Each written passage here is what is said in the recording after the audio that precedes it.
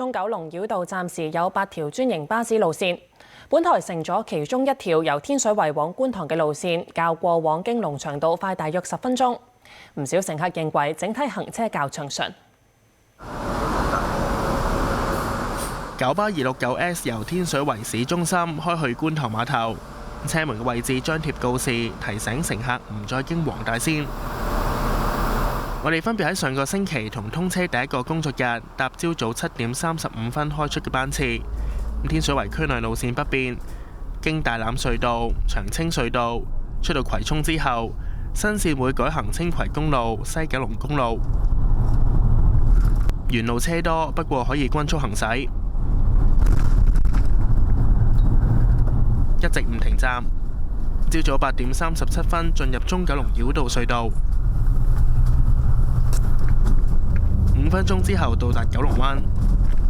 朝早大約8點50分就抵達常怡道。至於舊路線，巴士要行呈祥道、龍翔道。實測當日龍翔道車多，車輛要慢駛，亦都要停站。朝早大約8點45分先至抵達沙田坳道。駛到鑽石山站外面再有車龍，要大約9點鐘先至到常怡道。行新路全程用咗個半鐘去到觀塘碼頭，比起舊路1個鐘頭36分鐘，快咗大約10分鐘。成個車程入邊通暢咗，多咗時間食早餐。個人經驗呢，今日唔可以做準，因為有好多人放假。咁但係整體嚟講，感覺上係快咗嘅。起碼呢一次行呢條路啊，我會避免咗塞車嘅機會咯。可能大家都想試下啦，呢個出口位啊嘛，係咪？出口位塞啲咯。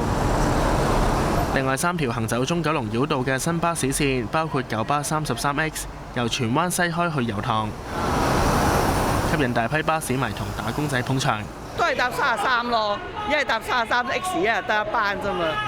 對於我哋嚟講就即係幫助唔係咁大咯。目前途經中九龍繞道嘅巴士路線只係喺早晚繁忙時段提供服務，有乘客就希望更多常規路線可以改行新路，慳翻多啲出行時間。無線電視記者吳家軒報道。